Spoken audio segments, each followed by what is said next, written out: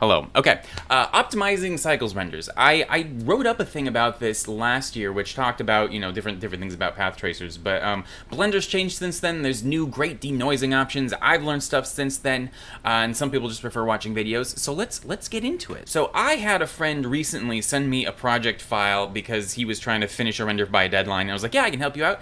And it was going to take an hour per frame to render on my machine, and I've got like a 3090 going, which those things render ludicrously fast. I was like, what, an hour? But we were able to optimize it so that it got down to like 5 minutes per frame without looking different. And that made me realize, I think, that a lot of people just don't understand the different optimizations because, like, by default, Blender sets the samples to like 4,000, which is ludicrous. You can usually get pretty good results with like 200. And I think I have a pretty good sense of what people are hoping for when they clicked on this video, and that's, they want to know the boxes you can check to reduce fireflies and the denoising settings you can use to reduce render times. And we'll definitely cover that. There's some good tricks, because the big secret is you don't have to denoise fireflies if there are no fireflies, and fireflies are usually just coming from like 1 or 2 problem areas in your scene. And so if you can fix those problem areas, you can usually render with like 5% of the samples and get just as good of results, because you're not waiting for these random little points to clean up.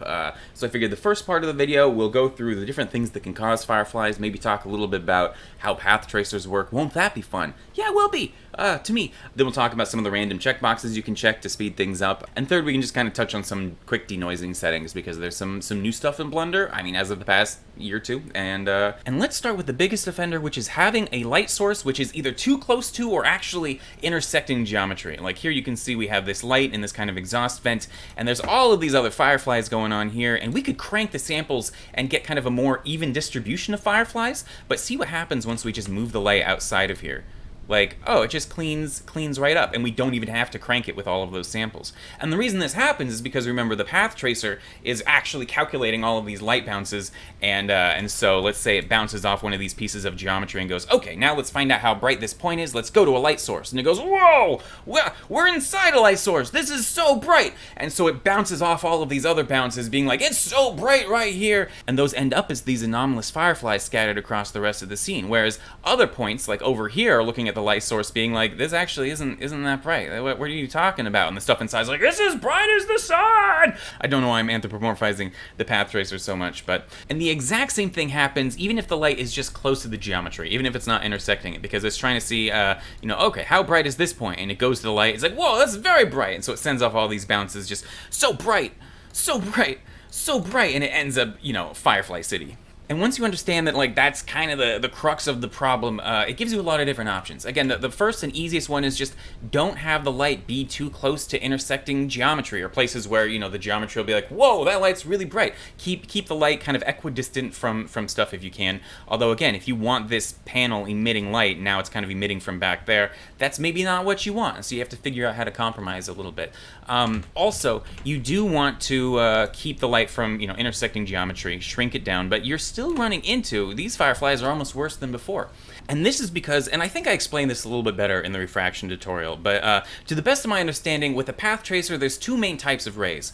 There's the first one, which is just kind of exploring. It's just bouncing around randomly based off of the material properties and seeing what's out there. But every time it bounces and hits something, it sends off a secondary ray called a shadow ray, and that is specifically looking for nearby major light sources. And so, it bounce here, and it would go and be like, okay, here's a light source, this is how bright this is. It bounces here, and it goes, okay, here's this light source. But let's say there's like a box in the way, and it bounces towards that light source, and it goes, oh, okay, there's a thing in the way. This is dark, and that's why it's called a shadow ray, is because it's trying to see, does this have direct access to a light? And those secondary branched off shadow rays are the ones you really want doing the heavy lifting in your render. They're way more optimized. They're going to give you cleaner results way faster. So what we have in a case like this, okay, so let's say we're trying to render this pixel here, and it sends off that optimized shadow ray. It goes, okay, I know exactly where the light source is. It's just right up here, and it hits the underside of this panel, and it goes, okay, we can't see the light. We are in dark shadow.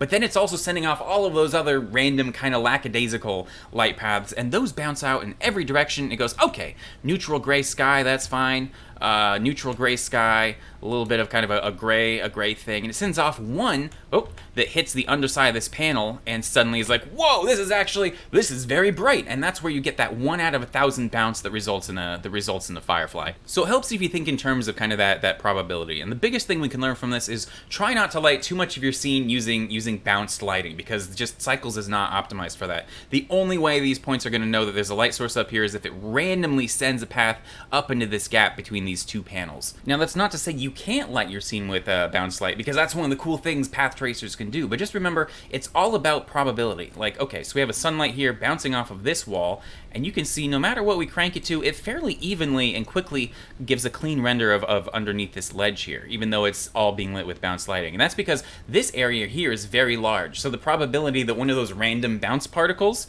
you know, looks in this direction or over here or over here or over here are pretty high, and so it's going to get a nice even sense of what's going on over there. As opposed to having it bounce off of this one little panel here. Let's crank this, and we're back in Firefly City, because remember, it has to like randomly hit this one little panel in order to know that like there's a light source over there. But what if, for like creative reasons, this is the setup you want? Like, you can imagine like a beam of light coming into a cave, and where the sunbeam hits the ground, it bounces out and it fills the rest of the cave, and you know, that would be really nice. So if I were to kind of cheat or optimize that, I would first turn the sunlight down to something more reasonable, and then I would set up a light source at that pool of light here. Here we go, so that those optimized important shadow rays actually have a light source they can find directly. But you'll notice if we crank this up, it kind of works better, but we still have all those fireflies, and that's because those random fun-loving paths, you know, that are just bouncing around in every direction, 1 out of 1,000 happens to bump, into this panel here, and it's like, whoa, this is really bright, and so you end up with those fireflies. And the way I'd work around that is by replacing this with like an area light, and here, let's line that up with the panel. And you can see this cleans up way faster, because all of these points are actually able to directly find this light source with their shadow rays. Yeah, you can see optimized, and we flip it around, unoptimized, because it's all bouncing off of this geometry here. Which can also kind of help you wrap your head around working with emissive materials, because emissive materials are absolutely great, especially if you want, you know, a million little light sources in your scene. I love them, but they're not optimized with the shadow rays, which means for something like this, like, yeah, all of these little bounces would randomly bump into this mesh here. But if you're trying to use this neon sign to light the entire scene, then you're going to get into Firefly Town, because, like, none of the shadow rays are actually looking for this as a light source. As opposed to, you know, setting up an area light there, and then you can kind of do whatever you want, and it'll be fine.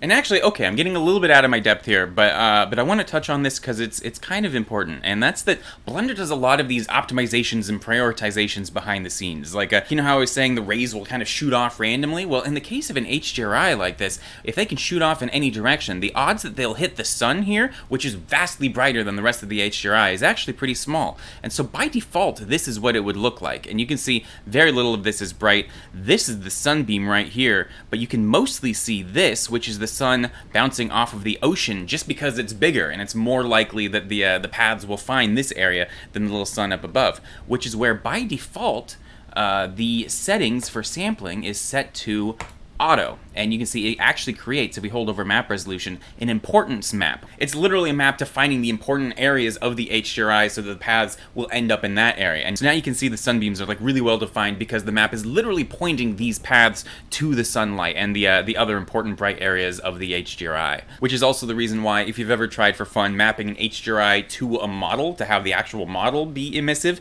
you've gotten really bad render results, because as far as I know, you can only get these sampling options when it's mapped to the world, not when it's mapped to objects, like as an emissive texture. And I did want to say, I'm going a little bit fast and loose, and normally with a video like this, I'd bounce it off of Nathan Vegdahl first, because he's actually like hand-programmed his own path tracer, and he'd watch it and be like, huh, you're making a lot of correct assumptions, but you are technically wrong. And I'd be like, oh? And he'd be like, yeah, you're talking about shadow rays, like, way too much. And I'm like, oh, okay. But in this case, he's actually riding his bike like 200 miles to Portland, and it's crazy. And so you're just getting me. So with that in mind, going back to this, if we wanted to optimize it, I'd probably replace that little point light with this big area light that's as big as I can make it, because again, it's all about the probability of those light paths being able to find the light, which means a larger light usually renders faster. And in fact, if I have permission, I would open this up just to give more space for those light paths to get in and out, and then maybe open this up a bit. And you might be thinking, like, Ian, are you saying, like, design the ship, like, aesthetically with thoughts of, like, render optimizations in mind? And it's like, up to you. A lot of times if I'm rendering a sequence, by the time I'm done, I will have rendered any model for, like, 1,000 frames. And so any little optimizations just make my life that much easier. Let's see, I would also make this light not do quite as much heavy lifting here. I might turn it down to like 25, which you can see cleans up really quick. And I would supplement it by just adding another point light out here a little bit, just kind of cheating it. And you can bring that up, and yeah, it just renders nice and quick. Let's move on to refraction. And I actually covered this bit already for the refraction tutorial I did a while ago, and I think I covered it pretty good, so I might link to that below. But the gist is, imagine you have a refractive surface like, you know, the ocean, you have your light source up here, and you have like the ocean floor, and your light path bounces off the floor, and that shadow ray goes, okay, let's see how bright it is, let's see if we're in shadow or not, let's go straight towards the light source. It hits the refractive surface, which bends the light off that way, and he goes, okay, I guess we're in shadow. And no matter how many light paths it sends this way, it is always going to bounce off, and it's never going to find a light source, so it's going to render very dark. And you can see that demonstrated right here. I have this plane with a glass shader on it, and a Musgrave texture going in to make it kind of like the ocean, and you can see no light is getting through this thing from the sunlight at all. However, if we turn up the roughness of the glass shader, suddenly some light's getting through. And the reason for that is because roughness basically introduces some randomness. So the light path here, instead of always going in the exact same direction, maybe it'll go this way, or this way, and occasionally it'll actually hit a light source. And Blender actually has a pretty cool trick for giving you that effect by default. If you go down under the render settings, usually filter glossy is set to 1. And what that's doing is it means the original ray, the camera ray shooting out of the camera, will see this with the roughness set to whatever setting you do here. But every subsequent bounce, it will pretend that it is set to 1. And if that doesn't make sense, don't worry about it. You can watch the refraction video, or just know that if you're trying to light through a refractive surface, filter glossy can definitely be your friend. But a lot of times I like pushing this even one step further. Like in this case, the shadows left by the glass are really cool because they're kind of dappled, and they really kind of help sell that oceanic seafloor feeling. But if I'm rendering something inside like a car or a spaceship, I don't want the light having to refract every time it goes through the windshield. I want as much light to get in there as possible. And so here, if we go to the side, I like saying, hey, shadow rays, they're looking for a light source, ignore the water and just go straight to the light source and see what's going on. And we can set that up really easily. Here, let's go back over here. I'm going to add a transparent shader here. Poof, mix them together, and you can see here we can go all the way from straight glass to straight transparent. But if we want, we can bring in a light path information, and look at that, there's shadow ray right there. If we drag this down into the mix factor, that means the shadow rays, the ones looking for light source, will see it as transparent. Every other type of ray will see it as glass. And look at that, it's even doing some really cool caustic stuff. That's awesome. And if we hop into the Phaeton cockpit scene and I select the windshield, you can see whatever nonsense I have going on over here, probably too much nonsense. At the very last stage, I will always do this setup of the mix shader, combining the transparent based off of the shadow ray, just so that any light trying to get in here doesn't have to worry about it. And this is a shot I'm working on for the Phaeton interior right now, and it's a pretty good demonstration of what I was talking about. Like, in general, it's actually a really clean render, but there are just a couple objects which have this glimmer to them, especially like the coffee machine here. And if we go into that project file, we can probably figure out why. So here's the coffee machine file, and if I select one of these objects here, like this, you can see this normal map is really bumpy. By the time you start to really see like the individual pixels in the bump map, it's probably too high. And this maybe doesn't look like it's like crazy, but yeah, the distance to 0.1 and like the strength to 0.1 is usually, I just like it so it gives a little bit of that texture in there, but anything more than this and you start to get fireflies and it takes longer to resolve. And the same is true of these meshes here. This is a pretty high bump map. I'm going to turn this down to like 0.1. Like, I'm trying to give that grill look, and so I'm pushing it further than I normally would, but I think I'm going to pull it back just so that it renders nice and clean, especially since I've already rendered the close-up, so now this thing is just serving to be a tiny source of noise in the background of all these other renders. So I'll clean that up. Glossy materials in general just give me a lot of problems, and I wish I could figure out how to work with them a little bit better. Most of my models are pretty diffuse, and that's literally just a rendering consideration. consideration. Like glossy stuff just gives me kind of a headache. Like I'd love for this stuff to be a little bit less rough and just shinier, but I know from experience if I have this out of focus in the background of a shot, that bokeh is going to be, you know, really noisy, even though it looks okay now. And so I try to keep everything maybe rougher than I should. If I ever figure out a way around this, or if anybody has any thoughts, I would love to hear them. But in general, this should work okay from a distance. But now if I go back and re-render this shot, the coffee machine should be a lot more stable, less jittery.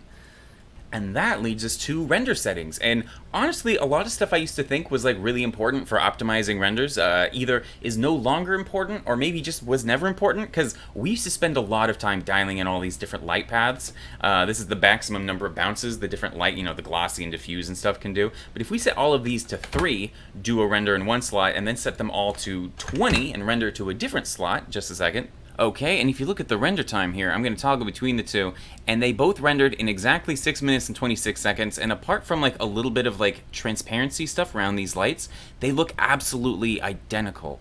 So I'm kind of like, okay, what's the point of being able to dial in all of these values? I do know it's not nearly as important because now we have the noise threshold, and I absolutely love the noise threshold. I like to set the value to like 0.02 or something like that, though sometimes you want to change it. And I'll give myself a lot of samples because it's only going to use what it needs to get to this noise threshold. In fact, I could change all of these to be like whatever, although I'm going to keep them all at the default. But if we do that, and you can see here, a minute in, it still thinks it's going to take like another 5 minutes to render.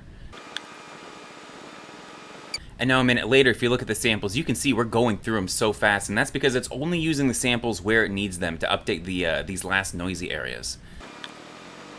And okay, yeah, only took 2 minutes and 35 seconds, and not bad for a big 3K render here. And you might notice there's some even noise across everything, and that's because it's reached the threshold of 0.02. And I found this amount of noise works really well with the cool denoising tools, which we should get into in a second. But yeah, these are the settings I've been using lately, and they seem to be working pretty good. Like, I've been using them for all of these interior shots. This is a shot I rendered last night, and in general, it's really stable. There's still a couple things that are kind of a little bit shimmery, but again, that's something I'd want to tweak on the material level, is probably too much of a bump map or something like that, and not just blast 1,000 more samples at everything else. One thing I do that's kind of a stylistic thing that maybe isn't going to be for everybody, but I will render with not quite enough samples. I just really want the shortest render time possible, so I can render all of these animations, and then I'll denoise it, which kind of gives that smoothed out, creamy, you know, denoised feeling. But then I'll add my own noise back on top of it, like in the composite or color grading stage, which kind of negates that feeling. And I found that works really well for me. And I guess in that case, let's just get into denoising. Optics seems to be a little bit more responsive, so I use that in the viewport here. And then for the final render, open image denoise tends to have better, you know, temporal and everything and like detail, just slightly. And so I'll use open image denoise for the final renders. And I admit I can't keep track of which ones are available for which systems or which GPUs or whatever at this point, but you probably know what you can use because it's there in the pull down. So this is just what I use. Okay, so that's rendering and denoising settings, but let's talk about the final kind of brute force magic checkboxes. And a lot of them I think are on by default, but yeah, under light paths, again, I don't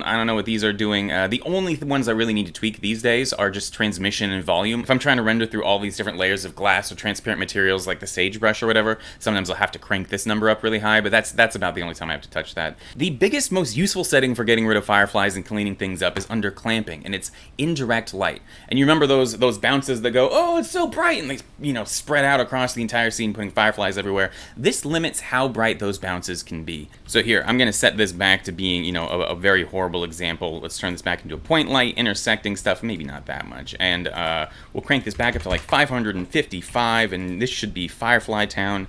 Yeah, there we go. We've got fireflies, and it's abysmal, but if we go under render settings, even just the default value of 10 knocks out a lot of those fireflies, and they can all kind of resolve. If we change this to like 5, it's going to do it even faster, and if we change this to like 1, that's going to fundamentally change the feeling of the render a bit. Like if you look in this area right here, the difference between that and that where this actually gets some of the bounce light from here. But yeah, indirect light clamping is really useful. It can fundamentally change the shape of the lighting, but normally I would happily sacrifice a little bit of realism for just having my render actually finish without looking like garbage. You can also clamp the direct light, although I don't know why you'd ever want to, but this is basically just the brightest value that light can be. If we change this to 1, now nothing's going to be brighter than 1. You can see even in here, it's all kicked way down.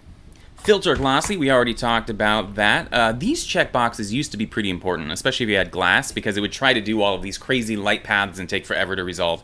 And so you always wanted to uncheck these, and I don't know, again, if that's still as important. I still uncheck them just because I'm a little bit, superstitious in that way. Speaking of which, things I kind of superstitiously avoid doing just because at one point I learned it was a bad idea and I haven't really checked to see if it's still true. But having a lot of different light sources. You remember those shadow rays are always trying to look towards a nearby light source. The more light sources there are, the more, each path can only check one light source, so the longer things take to resolve. It used to be if you had a lot of different independent light sources, stuff slowed way down. Volumetric stuff with like noise and different stuff going into the density to make it kind of more complex. This used to take a lot longer to render, and I think it might kind of be okay now. Although if you're trying to use it in interior spaces, it's still like a big problem. But if you're using like a big HDRI, it seems to actually render okay, which is pretty cool because it's really fun to be able to render clouds. And here, if I turn on denoising here, I think it'll render even faster. Yeah, that looks great. But yeah, at the same time, I've been trying to use just a little bit of volumetrics on the Phaeton interior shots, and just like 90% of my render time is waiting for that to not become, this noisy mess. And so I've started cheating using emissive volume light rays, and I might do a video about that. It's kind of a fun cheat. What else do I avoid? Motion blur has been really well optimized. They have that rendering a lot faster now. It used to be, a lot more intense render times. Although you can still push it too far. I think like a year and a half ago, I set up a scene with a spinning propeller, and it got going fast enough that like I was suddenly getting 2-hour render times, and I was like, what? That's crazy. I just slowed down the fan a little bit, and then the render times went back down to like 5 minutes. But yeah, I thought that was kind of wild. And I think that's most of what I have to say. People could and have written entire giant books about this topic. There's a lot more that could be said, but in terms of like the common pitfalls, I think this covers a lot of it. Like I remember years ago, I remember a scene where somebody was trying to render a bedroom, and they were going, "Well, why is my bedroom taking like 6 hours to render?" And inside the lampshade, there was this glass bulb, and inside the glass bulb, there was a little filament with an emissive material set to like 100,000, and it's just like, that's never ever going to render. So hopefully now you'd kind of have a sense of how to avoid certain things like that. If anybody else has any other tips, I absolutely love hearing them, because my entire life is rendering these days. But yeah, hopefully this was sort of useful for somebody, and I will talk to you soon.